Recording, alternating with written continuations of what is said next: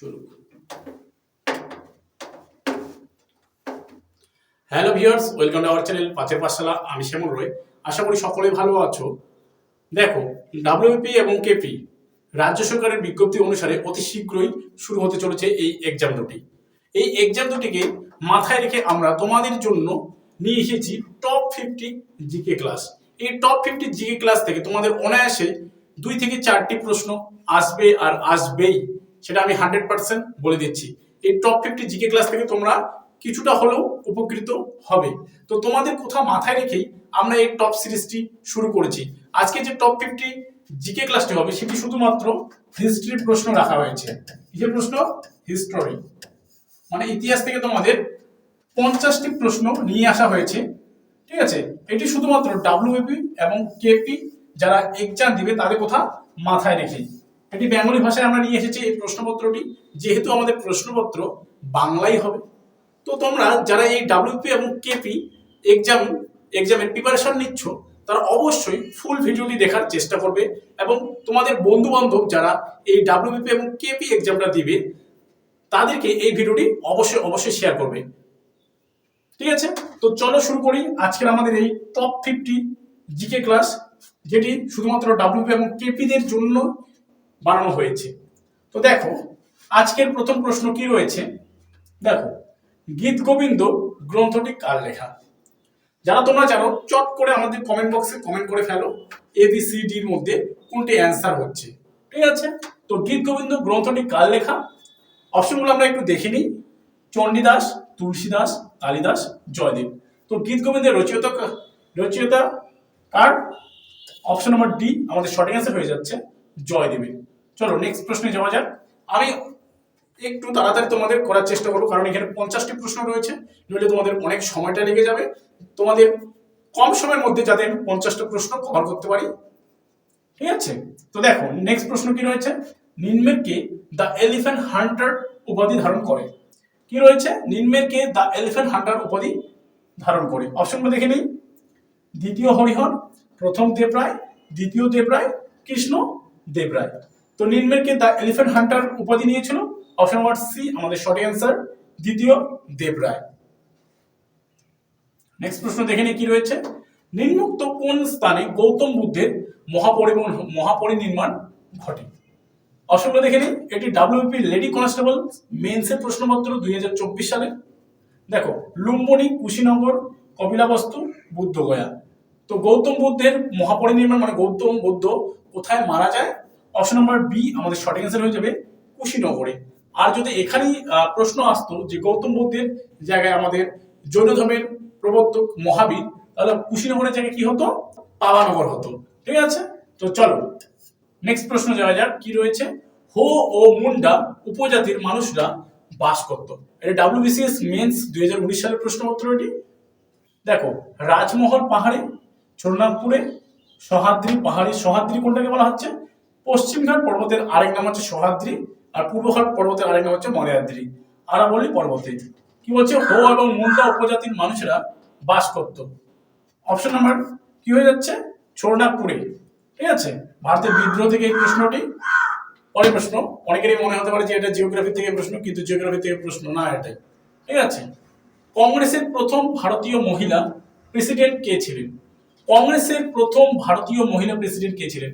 এটি WBP excise constables preliminary 2019 সালের প্রশ্নপত্র এটি। অপশনগুলো দেখে নাও। সুচেতা কৃপালিনী, বিজয়লক্ষ্মী পণ্ডিত, সরোজিনী নাইডু, রাজকুমারী, অমৃত কাউ। তো কংগ্রেসের প্রথম মহিলা প্রেসিডেন্ট কে ছিলেন? অপশন নাম্বার সি আমাদের সি সঠিক অ্যান্সার হয়ে যাচ্ছে সরোজিনী নাইডু, যে কিনা 1925 সালের কি বললাম 1925 সালে কানপুর অধিবেশনে তিনি সভাপতিত্ব করেছিলেন। নেক্সট প্রশ্ন দেখো কি রয়েছে। নিম্নলিখিত কোন শাসক মনসবদারি ব্যবস্থা প্রবর্তন করেছিলেন? নিম্নের কোন শাসক মনসবদারি ব্যবস্থা প্রবর্তন করেছিলেন? অপশনগুলো দেখে নাও। শাহজাহান, শেরশাহ, আকবর, জাহাঙ্গীর। তো এখানকার সঠিক অ্যান্সার হয়ে যাবে অপশন নাম্বার সি আকবর। আকবর মুঘল সম্রাট বা শ্রেষ্ঠ সম্রাট, তিনি মনসবদারি প্রথা বা মনসবদারি ব্যবস্থা প্রবর্তন করেছিলেন। আর মনসব কথার অর্থ কি? এটা পরীক্ষায় আসে। এর অর্থ হলো পদমর্যাদা। পরের প্রশ্ন দেখো কি রয়েছে, গুরুমুখী লেখার পদ্ধতি কোন শিখ গুরু প্রচলন করেছিলেন? গুরুমুখী লেখার পদ্ধতি কোন শিখ গুরু প্রচলন করেছিলেন? শিখ ধর্মের প্রবর্তককে তোমরা সকলেই জানো, গুরু নানক। তো গুরুমুখী দেখো কি রয়েছে, গুরু নানক, গুরু অঙ্গদ, গুরু রামদাস, গুরু অর্জুন। তো আমাদের সঠিক অ্যান্সার হয়ে যাবে কি অপশন নাম্বার বি, গুরু অঙ্গদ, যে কিনা গুরুমুখী লেখার পদ্ধতি কি করেছিলেন, প্রচলন করেছিলেন। চলো পরের প্রশ্নে যাওয়া যাক, কি রয়েছে দেখো, হলদিঘাটের যুদ্ধে আকবরের প্রতিপক্ষ কে ছিলেন? হলদিঘাটের যুদ্ধ যেটা 1576 খ্রিস্টাব্দে হয়েছিল, তাই তো? 1576 খ্রিস্টাব্দে কি হয়েছিল? হলদিঘাটের যুদ্ধ। আকবরের প্রতিপক্ষ মানে আকবরের বিরোধী পক্ষ কে ছিলেন? অপশনগুলো দেখে নেই, শেরশাহ, রানা প্রতাপ সিংহ, রানা সংগ্রাম সিংহ, মেবারের রানা সিংহ। তো হলদিঘাটের যুদ্ধ কাদের মধ্যে হয়েছিল? অপশন নাম্বার বি আমাদের সঠিক অ্যান্সার হয়ে যাচ্ছে, রানা প্রতাপ সিংহের সঙ্গে 1576 খ্রিস্টাব্দে আকবরের হলদিঘাটের যুদ্ধ হয়েছিল। চলো নেক্সট প্রশ্ন উত্তরে যাওয়া যাক, কি রয়েছে, শিক্ষা অপেক্ষা করতে পারে কিন্তু স্বরাজ নয়, কে বলেছিলেন? অপশনটা অলরেডি ক্লিক হয়ে গেছে, তোমরা দেখে নাও কি রয়েছে। দেখো, স্বামী দয়ানন্দ সরস্বতী, লালা লাজপত রায়, চিত্তরঞ্জন দাস, বঙ্কিমচন্দ্র চট্টোপাধ্যায়। তো আমাদের এখানে সঠিক অ্যান্সার হয়ে যাচ্ছে চিত্তরঞ্জন দাস, যে কিনা বলেছিলেন শিক্ষা অপেক্ষা করতে পারে কিন্তু স্বরাজ নয়। ঠিক আছে, এই উক্তিটি তিনি করেছিলেন। তার সঙ্গে তোমাদের একটি হোমওয়ার্ক দিয়ে দিলাম, তোমরা অবশ্যই কমেন্টসে সেই অ্যান্সারটি লিখবে। যে আমাদের চিত্তরঞ্জন দাস 1923 খ্রিস্টাব্দে কোন দল গঠন করেছিলেন মতিলাল নেহরুর সঙ্গে? ঠিক আছে, অবশ্যই তোমরা কমেন্টসের মাধ্যমে আমাকে জানাবে, তোমরা যারা দেখছো। দেখো পরের প্রশ্ন কি রয়েছে, বেনারস হিন্দু বিশ্ববিদ্যালয় প্রতিষ্ঠা করেন, মানে নিম্নের কে বেনারস হিন্দু বিশ্ববিদ্যালয় প্রতিষ্ঠা করেছিলেন? দেখো অপশনগুলো দেখে নাও, ওয়ারেন হেস্টিংস, অ্যানি বেসান্ত, পণ্ডিত মদনমোহন মালব্য, আর কি বলছেন দয়ানন্দ সরস্বতী। তো এখানে আমাদের কি হয়ে যাবে, অপশন নাম্বার সি সঠিক অ্যান্সার হয়ে যাচ্ছে, বেনারস হিন্দু বিশ্ববিদ্যালয় প্রতিষ্ঠা করেন পণ্ডিত মদনমোহন মালব্য, তাই তো? চলো নেক্সট প্রশ্নের দিকে যাওয়া যাক, কি রয়েছে দেখো, সিন্ধু সভ্যতার প্রধান বন্দরটির নাম কি?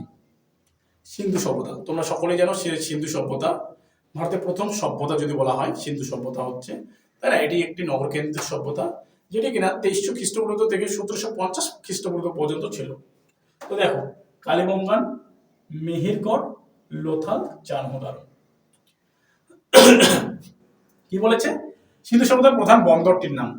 অবশ্যই অপশন নাম্বার সি হয়ে যাবে, লোথাল হলো সিন্ধু সভ্যতার প্রধান বন্দর, বা প্রাচীন ভারতের সব থেকে প্রাচীন ভারতের প্রধান যদি বন্দর দেখা যায় সেটা হচ্ছে লোথাল।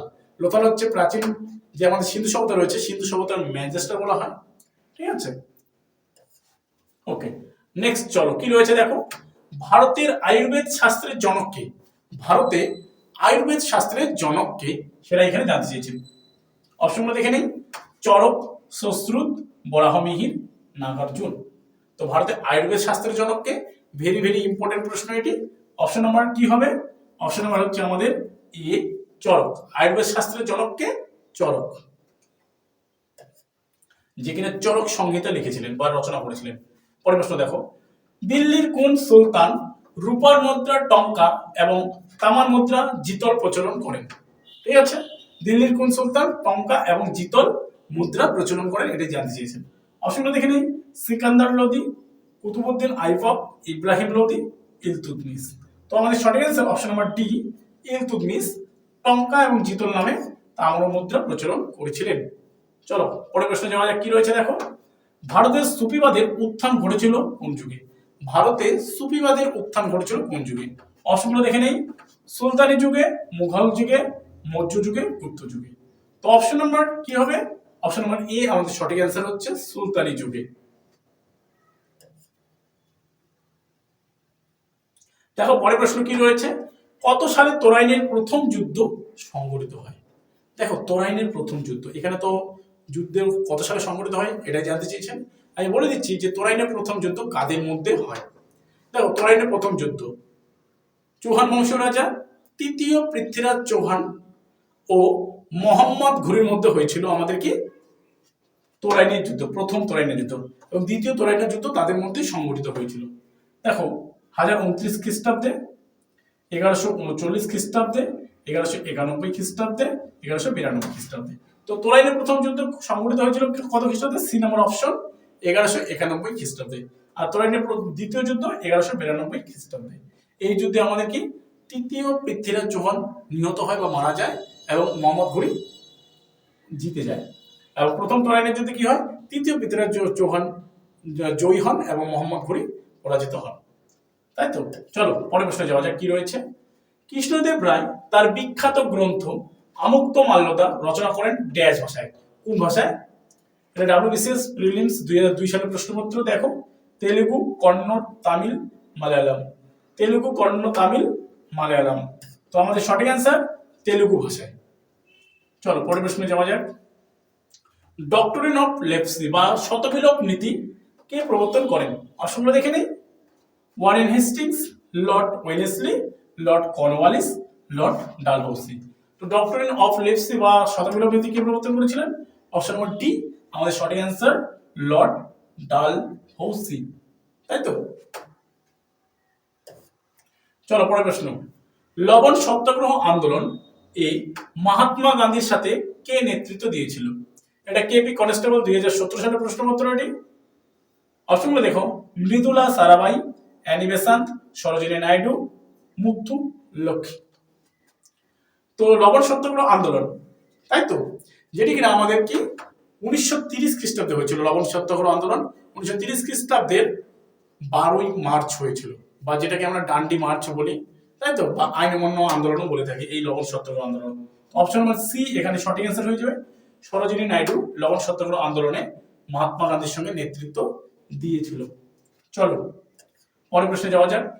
মধ্য ভারতে বস্তার বিদ্রোহ শুরু হয়। বস্তার বিদ্রোহ, তাই তো, 1905, 1910, 1915, 1918। তো বস্তার বিদ্রোহ মধ্য ভারতে কত সালে শুরু হয়েছিল? অপশন নম্বর বি 1910 খ্রিস্টাব্দে। এটিও একটি প্রিভিয়াস ইয়ারের প্রশ্নপত্র। চলো পরের প্রশ্নে যাওয়া যাক। সত্যমেব জয়তে কথাটি কোন গ্রন্থ থেকে নেওয়া হয়েছে? সত্যমেব জয়তে গ্রন্থটি কোথা থেকে নেওয়া হয়েছে? অপশনগুলো দেখে নেই। ঋগ্বেদ, সামবেদ, মহাভারত, মুন্ডক উপনিষদ। তোমরা সকলে জানো যে সত্যমেব জয়তে মানে সত্যের জয় হোক, মানে সত্যের সবসময়ের জন্য কি হয়? জয় হয়। তো এটি নেওয়া হয়েছিল option number D Mundaka Upanishad থেকে। ঠিক আছে, বৈদিক যুগে সবার শেষ যে কাব্যগ্রন্থটি রচনা হয়েছিল সেটা হচ্ছে মুন্ডক বা উপনিষদ। সেখানে এই সত্যমেব জয়তে কথাটি লেখা ছিল বা পাওয়া গেছে। পাল বংশের শেষ শাসক কে ছিলেন? অপশনগুলো দেখে নাও। গোপাল, দেবপাল, মদন পাল, রামপাল। তো পাল বংশের প্রতিষ্ঠাতাকে আমরা সকলে জানি গোপাল, শেষ রাজাকে মদন পাল। অপশন নম্বর সি সঠিক অ্যান্সার। চলো পরের প্রশ্নে যাওয়া যাক। নিম্নলিখিত কোন সম্রাট বাংলার আকবর নামে পরিচিত ছিলেন? নিম্নলিখিত কোন সম্রাট বাংলার আকবর? এটা পরীক্ষায় বারবার দিয়ে দেয়। কি রয়েছে? ফারুক সিয়ার, হুসেন শাহ, ইলিয়াস শাহ, হুমায়ুন শাহ। তো নিম্নলিখিত কোন সম্রাট বাংলার আকবর নামে পরিচিত? অপশন নাম্বার বি আমাদের সঠিক অ্যান্সার হয়ে যাচ্ছে হুসেন শাহ। তাই তো, চলো পরের প্রশ্ন। বাংলায় কৃষক প্রজা পার্টি প্রতিষ্ঠা করেন। বাংলায় কে কৃষক প্রজা পার্টি প্রতিষ্ঠা করেন? অপশনগুলো দেখে নিই। চিত্তরঞ্জন দাস, জয়প্রকাশ নারায়ণ, ফিরোজ শাহ মেহতা, এ কে ফজলুল হক। তো আমাদের এখানে সঠিক অ্যান্সার হয়ে যাচ্ছে অপশন নাম্বার ডি এ কে ফজলুল হক, যে কিনা বাংলায় কৃষক প্রজা পার্টি প্রতিষ্ঠা করেছিলেন। পরের প্রশ্ন। টোডর মল কে ছিলেন? খুবই গুরুত্বপূর্ণ প্রশ্ন, এটি বারবার পরীক্ষায় দিয়ে থাকে তোমাদের। দেখে নাও। গিয়াসউদ্দিন বলবনের মন্ত্রী, শের শাহের মন্ত্রী, আকবরের রাজস্বভায় রাজস্ব বিষয়ক মন্ত্রী, শের শাহের হিন্দু মন্ত্রী। তো অপশন নাম্বার সি আমাদের সঠিক অ্যান্সার। আকবরের রাজসভায় রাজস্ব বিষয়ক মন্ত্রী হচ্ছেন আমাদেরকে টোডর মল। চলো পরের প্রশ্ন।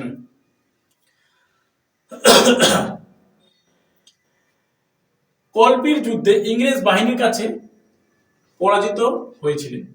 কল্পির যুদ্ধে ইংরেজ বাহিনীর কাছে কে পরাজিত হয়েছিলেন এটা জানতে চেয়েছেন। বাহাদুর শাহ জাফর, নানা সাহেব, ঝাঁসি রানী লক্ষ্মীবাই, কুনওয়ার সিং। তো আমাদের এখানে সঠিক অ্যান্সার হয়ে যাবে অপশন নাম্বার সি ঝাঁসি রানী লক্ষ্মীবাই। আমরা সকলে জানি ঝাঁসি রানী লক্ষ্মীবাই, কিন্তু ঝাঁসি রানী লক্ষ্মীবাইয়ের প্রকৃত নাম কি বা আসল নাম কি? তোমরা অবশ্যই কমেন্টের মাধ্যমে আমাকে জানাবে যে ঝাঁসি রানী লক্ষ্মীবাইয়ের আসল নাম কি। চলো নেক্সট প্রশ্ন কি রয়েছে দেখো, মেহেরগড় সভ্যতা কে আবিষ্কার করেন? অপশনগুলো দেখে নাও। রাখাল দাস বন্দ্যোপাধ্যায়, জন মার্শাল, দয়ারাম সাহানি, জেফেসওয়া জেরিস। মেহেরগড় সভ্যতা, যেটি কিনা 1974 সালে এই মেহেরগড় সভ্যতা আবিষ্কৃত হয়। তো মেহেরগড় সভ্যতা কে আবিষ্কার করেন? অপশন নাম্বার ডি সঠিক অ্যান্সার। কি অ্যান্সার হচ্ছে? জেফেসওয়া জেরিস, যে কিনা মেহেরগড় সভ্যতা আবিষ্কার করলো। চলো পরের প্রশ্নে যাওয়া যাক। কোন গভর্নর জেনারেলের আমলে ইন্ডিয়ান পেনাল কোড বা ভারতীয় দণ্ডবিধি রচিত হয়? কোন গভর্নর জেনারেলের আমলে ইন্ডিয়ান পেনাল কোড বা ভারতীয় দণ্ডবিধি আইন চালু হয়? অপশনগুলো দেখে নেই। ওয়ারেন হেস্টিংস এর আমলে, লর্ড কর্নওয়ালিস এর আমলে, লর্ড রিপনের আমলে, লর্ড বেন্টিং এর আমলে। তো অপশন নাম্বার কি হবে? অপশন নাম্বার ডি আমাদের সঠিক অ্যান্সার হয়ে যাচ্ছে লর্ড বেন্টিং এর আমলে, মানে লর্ড উইলিয়াম বেন্টিং এর আমলে। চলো ফরাজি শব্দের অর্থ কি? নবজাগরণ, ধর্মযুদ্ধ, ঈশ্বরের সেনানায়ক, ইসলাম নির্দিষ্ট কর্তব্য। তো ফরাজি শব্দের অর্থ অপশন নাম্বার ডি আমাদের এখানেও সঠিক অ্যান্সার হয়ে যাচ্ছে ইসলাম নির্দিষ্ট কর্তব্য। পরের প্রশ্ন কি রয়েছে, স্থানীয় স্বায়ত্ত শাসন বা লোকাল সেলফ গভর্নমেন্ট কোন ভাইসরয় প্রতিষ্ঠা করেন? কি বললাম? স্থানীয় স্বায়ত্ত শাসন বা লোকাল সেলফ গভর্নমেন্ট কে প্রতিষ্ঠা করলেন? অপশনগুলো দেখে নিই। Lord Mayo, Lord Lytton, Lord Ripon, Lord Dufferin. তো আমাদের এখানে সঠিক অ্যান্সার হয়ে যাচ্ছে option number C Lord Ripon, যাকে ফ্রেন্ড বলা হয়, মানে ভারতের বন্ধু বলা হয় লর্ড রিপনকে। পরের প্রশ্ন, আড়াই দিন কা ঝপড়া নির্মে কার কীর্তি? মানে কার সময় আড়াই দিন কা ঝপড়া নির্মাণ করেছিল? ইলতুৎমিশ, আলাউদ্দিন খলজি, গিয়াসউদ্দিন বলবন, কুতুবউদ্দিন আইবক। তো আড়াই দিন কা ঝপড়া কি নির্মাণ করেছিল? অপশন নাম্বার ডি আমাদের এখানেও সঠিক অ্যান্সার হয়ে যাচ্ছে কুতুবউদ্দিন আইবক, তাই না? কুতুবউদ্দিন আইবক হচ্ছে আমাদের কি দাস বংশের প্রতিষ্ঠাতা, 1206। পরের প্রশ্ন চলে যাই, কি রয়েছে দেখো, ভারতের জাতীয় আন্দোলনের সক্রেটিস কাকে বলা হয়? ভারতের জাতীয় আন্দোলনের সক্রেটিস, ভেরি ভেরি ইম্পর্টেন্ট প্রশ্ন এটি। তোমরা যারা দেখছো তারা অবশ্যই চট করে একটা লাইক করে বন্ধুদের মাঝে শেয়ার করো কিন্তু ভিডিওটি, ঠিক আছে? তো দেখো ভারতের জাতীয় আন্দোলনের সক্রেটিস কাকে বলা হচ্ছে? অপশনগুলো দেখে নিই। রামরতন মল্লিককে, বাল গঙ্গাধর তিলককে, রাজা রামমোহন রায়কে, স্বামী বিবেকানন্দকে। তো অপশন নাম্বার কি হচ্ছে? অপশন নাম্বার বি আমাদের সঠিক অ্যান্সার হয়ে যাচ্ছে বাল গঙ্গাধর তিলক কে ভারতের জাতীয় আন্দোলনের কি বলা হচ্ছে? সক্রেটিস বলা হচ্ছে। চলো পরের প্রশ্ন কি রয়েছে দেখো, চট করে দেখে নাও। কে স্বদেশ বান্ধব সমিতি প্রতিষ্ঠা করেন? দ্বারকানাথ ঠাকুর, ডিওজিও, অশ্বিনী কুমার দত্ত, রামমোহন রায়। তো স্বদেশ বান্ধব সমিতি কে করেছিলেন? Option number C Ashwini Kumar Dutta. চলো পরের প্রশ্ন, দ্বিতীয় বিশ্বযুদ্ধ চলাকালীন ভারতের ভাইসরয় কে ছিলেন? দ্বিতীয় বিশ্বযুদ্ধ যখন চলেছিল তখন ভারতের ভাইসরয় কে ছিলেন? Lord Wavell, Lord Irwin, Lord herding, Lord Linlithgow. Option number D আমাদের সঠিক অ্যান্সার হয়ে যাবে লর্ড লিনলিথগো, যে কিনা 1936 থেকে 1944 পর্যন্ত মানে ভারতের ভাইসরয় ছিলেন। তখন দ্বিতীয় বিশ্বযুদ্ধ শুরু হয়েছিল, তাই তো 1939 খ্রিস্টাব্দে। চলো পরের প্রশ্ন যাওয়া যাক, কি রয়েছে, ইস্ট ইন্ডিয়া কোম্পানি কার রাজত্বকালে ভারতে প্রথম বাণিজ্য কুঠি নির্মাণ করেন? ইস্ট ইন্ডিয়া কোম্পানি, তাই তো? অপশনটা দেখে নেই। আকবর, জাহাঙ্গীর, ঔরঙ্গজেব, ফারুকশিয়ার। তো অপশন নাম্বার বি আমাদের সঠিক অ্যান্সার হয়ে যাচ্ছে জাহাঙ্গীরের আমলে। ইস্ট ইন্ডিয়া কোম্পানি প্রথম বাণিজ্য কুঠি স্থাপন করেছিলেন সুরাটে, যেটা বর্তমানে আমাদের গুজরাটে রয়েছে। চলো পরের প্রশ্ন কি রয়েছে, ভারতের কোন সম্রাট দ্বিতীয় পরশুরাম নামে পরিচিত? ভারতের কোন সম্রাট দ্বিতীয় পরশুরাম নামে পরিচিত? অপশনগুলো দেখে নেই। অজাতশত্রু, সম্রাট অশোক, সমুদ্রগুপ্ত, মহাপদ্মনন্দ। তো ভারতের কোন সম্রাট দ্বিতীয় পরশুরাম নামে পরিচিত? অপশন নাম্বার ডি আমাদের সঠিক অ্যান্সার মহাপদ্মনন্দ, যে কিনা নন্দ বংশের প্রতিষ্ঠা করেছিলেন। এই মহাপদ্ম নন্দই কি করেছিলেন, নন্দ বংশের প্রতিষ্ঠা তিনি করেছিলেন। চলো, নিচের কোন বইটি দয়ানন্দ সরস্বতী লিখেছিলেন? এই নিচের যে বই কয়টির নাম রয়েছে তার মধ্যে কোনটি দয়ানন্দ সরস্বতী লিখেছিলেন? অপশনগুলো দেখে নিই। গীতাঞ্জলি, কাবলিওয়ালা, বিপদগামী পাখি, সত্যাত্ম প্রকাশ। তো অপশন নাম্বার ডি আমাদের সঠিক অ্যান্সার হয়ে যাবে। দয়ানন্দ সরস্বতী কোন বইটি লিখেছিলেন? সত্যাত্ম প্রকাশ বইটি তিনি লিখেছিলেন।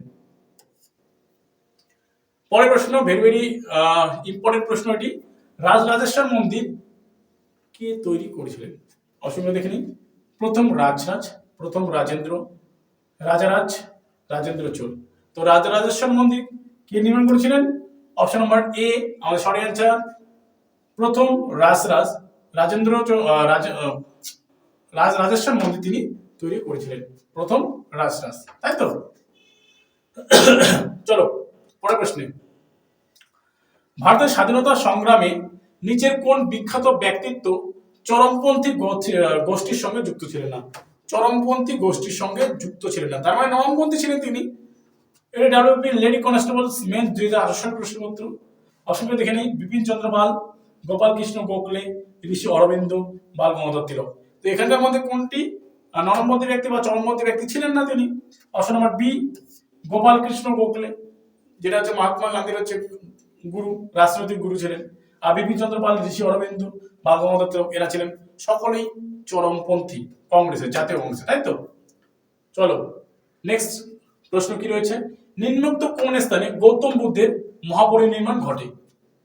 এটি রিপিট হয়ে গেছে প্রশ্নপত্রটি। নিম্নোক্ত কোন স্থানে গৌতম বুদ্ধের মহাপরিনির্বাণ ঘটে? তোমরা সকলেই জানো। অপশন নাম্বার বি আমাদের সঠিক অ্যান্সার হয়ে যাবে কুশীনগর, তাই তো? চলো পরের প্রশ্নে যাওয়া যাক। রানাঘাট শিলালিপিতে কোন রাজা সম্বন্ধে বর্ণিত রয়েছে? রানাঘাট যে শিলালিপি রয়েছে সেখানে কোন রাজা সম্পর্কে বর্ণনা দেওয়া রয়েছে? অপশনগুলো দেখে নিই। কলিঙ্গরাজ খারবেলের, দ্বিতীয় চন্দ্রগুপ্তের, শশাঙ্কের, প্রথম সাতকর্ণীর। তো রানাঘাট শিলালিপিতে কোন রাজা সম্পর্কে বর্ণিত রয়েছে? অপশন নাম্বার ডি আমাদের সঠিক অ্যান্সার, প্রথম সাতকর্ণী সম্পর্কে বলা রয়েছে এখানে। চলো নেক্সট প্রশ্ন। বঙ্গদর্শন পত্রিকাটি কে প্রকাশ করেন? বঙ্গদর্শন, এটা ডাব্লিউপি এক্সাইজ কনস্টেবলস প্রিলিমিনারি 2019 সালের প্রশ্নপত্র এটি। অপশনগুলো দেখে নিই। স্বামী বিবেকানন্দ বা স্বামী বিবেকানন্দ, সুভাষচন্দ্র বসু, বঙ্কিমচন্দ্র চট্টোপাধ্যায়, হরিশ্চন্দ্র মুখোপাধ্যায়। তো বঙ্গদর্শন পত্রিকাটি কার লেখা? অপশন নাম্বার সি আমাদের সঠিক অ্যান্সার, বঙ্কিমচন্দ্র চট্টোপাধ্যায়ের লেখা, তাই না? সাহিত্য সম্রাট বঙ্কিমচন্দ্রের লেখা বা পত্রিকার এটা। 42 প্রশ্ন কি রয়েছে। রামায়ণ পার্সি ভাষায় অনুবাদ করেছিলেন নিম্নের কে? রামায়ণ পার্সি ভাষায় অনুবাদ করেছিলেন। অপশনগুলো দেখে নাও কি রয়েছে। আবুল ফজল, আব্দুল লতিফ, জাহাঙ্গীর, আব্দুল ফৌজি। তো পার্সি ভাষায় কি করেছিল? অপশন নাম্বার ডি আমাদের সঠিক অ্যান্সার হয়ে যাচ্ছে আব্দুল ফৌজি, যে কিনা রামায়ণ পার্সি ভাষায় অনুবাদ করেছিলেন। পরের প্রশ্ন কি বলছে দেখো। বেদের যুগে ফিরে যাও, বেদের যুগে ফিরে যাও এই মহান এই আহ্বান জানিয়েছিলেন। অপশনগুলো দেখে নাও। আত্মারাম পাণ্ডুরঙ্গ, দয়ারাম সরস্বতী, স্বামী বিবেকানন্দ, স্বামী শ্রদ্ধানন্দ।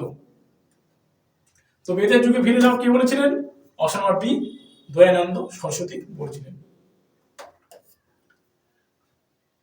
আবার একটি প্রশ্ন রিপিট হয়ে গেছে। হলদিঘাটের যুদ্ধ আকবরের প্রতিপক্ষ কে ছিলেন? অপশন নাম্বার বি তোমরা সকলে জানো, রাণা প্রতাপ সিংহ। পরের প্রশ্ন দেখো কি রয়েছে। মাস্কি লেগে অশোক নিজেকে কি বলে অভিহিত করেছিলেন? মাস্কি লেগে যে অশোকের যে লেগ রয়েছে, তাই না, সেই লেগের মধ্যে মাস্কি লেগের মধ্যে তিনি নিজেকে কি বলে অভিহিত করেছেন? অশোক প্রিয়দর্শী, মগধের রাজা, দেবানন্দ প্রিয়দর্শী, তাই তো? তো মাস্কি লেগে তিনি কি লিখেছিলেন? অপশন নাম্বার ডি সঠিক অ্যান্সার হয়ে যাচ্ছে দেবানন্দ প্রিয়দর্শী, তিনি নিজেকে বলে অভিহিত করেছেন। চলো পরের প্রশ্ন। হিতাস্পিস বা ঝিরামের যুদ্ধ 326 খ্রিস্টপূর্বাব্দে কাদের মধ্যে হয়েছিল? হিতাস্পিয়ারের যুদ্ধ বা ঝিরামের যুদ্ধ, যেহেতু ঝিরাম নদীর তীরে হয়েছিল তাই এটি ঝিরামের যুদ্ধ নামে পরিচিত। কি রয়েছে দেখো। ধননন্দ ও আলেকজান্ডার। এটা ধননন্দ হতো ও চন্দ্রগুপ্ত মৌর্য। আলেকজান্ডার ও পুরু, আলেকজান্ডার ও দারায়ুস। কাদের মধ্যে হয়েছিল? অপশন নাম্বার সি আমাদের সঠিক অ্যান্সার, আলেকজান্ডার ও পুরুর মধ্যে হিদাসপিস বা ঝিলামের যুদ্ধ হয়েছিল, তাই তো।